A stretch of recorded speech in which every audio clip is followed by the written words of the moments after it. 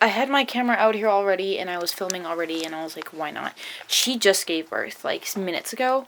She was just in the box. Sorry, babies are drinking water and snorting water currently.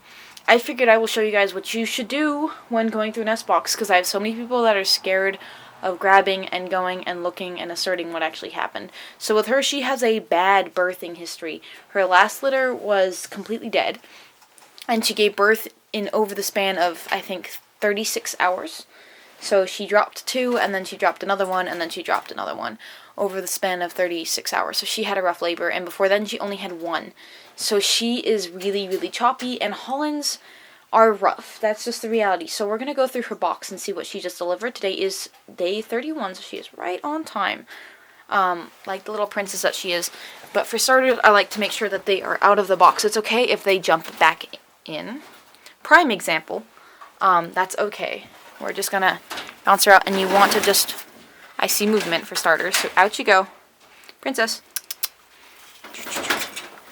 We're going to pull the box out right off the bat. If this camera would focus, it will not. I have to do that manually. You know, this is why I don't trust auto. You can see we have 1 DOA and 2 live. So we're going to pull those suckers out and look at them and see what happened. So we can see the DOA, which is dead on arrival. There's nothing wrong with this kid, it just kind of happened. She also kind of missed the nest. So we're going to want to open this area up right here and take our 2 little plump suckers, which they feel very bruised. I think these guys are torts and the 1 dilute didn't make it, and they are still ridiculously warm and moist. But we're just going to tuck those guys in the back and remove the DOA, and that's pretty much it. I bury mine, personally. I can also grab a box that was delivered this morning, which I'm just going to, if you don't, my paper towels are over here. Usually I grab a paper towel, but I was not smart enough.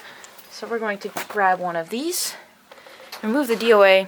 It's a pretty chunky one, and judging by its posture, you will focus, gosh dang it, my guess is it was stretched.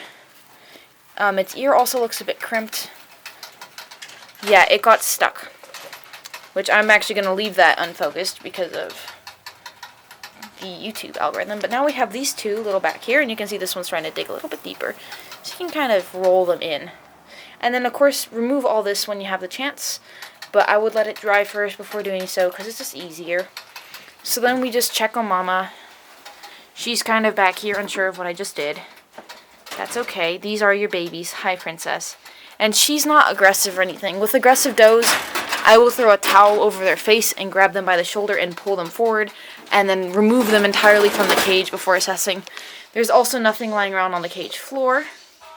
You want to check that. If there's a kit on the dead floor, or dead on the floor, you got to remove it. There's no blood anymore. I just cleaned her cage today, so super easy to tell. Pretty simple. Now we're going to go look at Peanuts that were born this morning. We have 2 Peanuts and 3 good.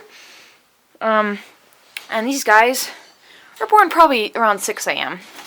She's a proven doe, really, really good. She has no track record of difficulties. You did see she kind of missed with the fur a little bit. That's okay, I'll clean that up for her when I have time. So let's pull this box out, and she did a fabulous job on this nest. Now let's take a look at what's inside. So as you can see right off the bat, I can tell that's a peanut, that little guy right here. You might be asking how. Well, this is a pretty decent size for a kit, right here. But now we're going to look at the peanut.